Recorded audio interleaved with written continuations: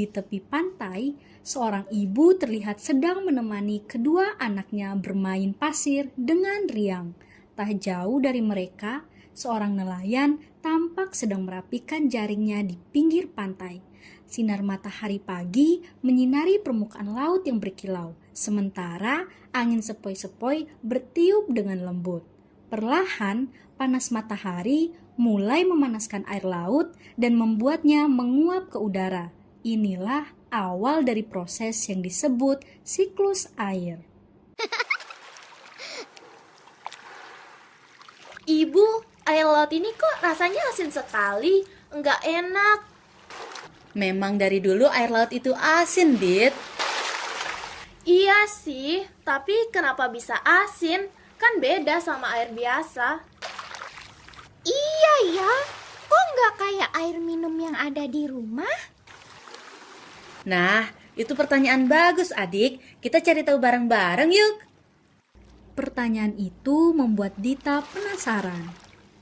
Untuk memahami hal tersebut, kita perlu mengenal siklus air. Siklus air adalah proses perputaran air yang terjadi secara terus-menerus dari bumi ke atmosfer, lalu kembali lagi ke bumi. Proses ini dimulai dari evaporasi, yaitu penguapan air akibat panas matahari. Air dari laut, sungai, dan danau berubah menjadi uap air dan naik ke udara. Ketika uap air naik ke lapisan udara yang lebih dingin, uap tersebut berubah menjadi titik-titik air. Proses ini disebut kondensasi, yang kemudian membentuk awan. Jika awan sudah terlalu penuh, air akan turun ke bumi dalam bentuk hujan. Peristiwa ini disebut presipitasi. Setelah hujan turun, sebagian air meresap ke dalam tanah yang disebut infiltrasi dan menjadi cadangan air tanah. Sebagian lainnya diserap oleh tumbuhan, lalu dilepaskan kembali ke udara melalui proses transpirasi.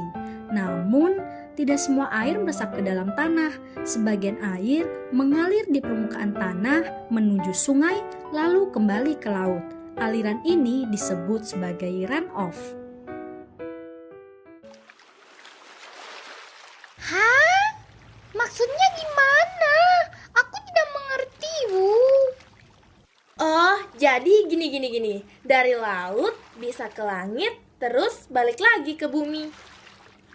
Iya, betul sekali. Kamu pintar deh.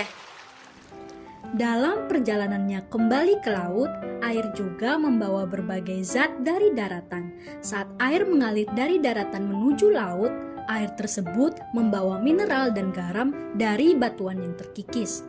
Ketika air laut menguap kembali ke udara, garam tidak ikut menguap. Akibatnya, garam tertinggal dan semakin lama menumpuk di laut. Itulah sebabnya air laut terasa asin.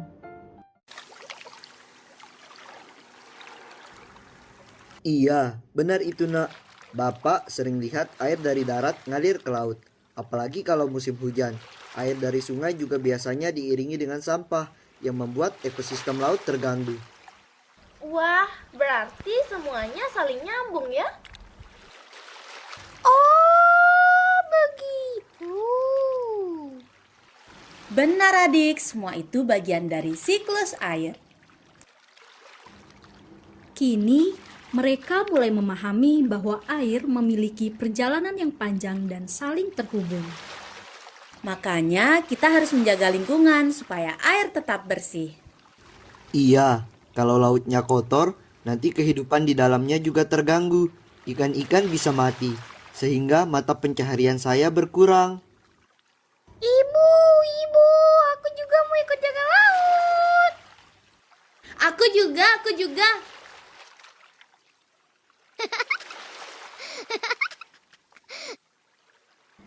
Dari laut ke langit, turun ke bumi, lalu kembali lagi ke laut, siklus air terus berjalan menjaga keseimbangan kehidupan. Dan dari rasa penasaran sederhana, rahasia air laut yang asin pun akhirnya terjawab.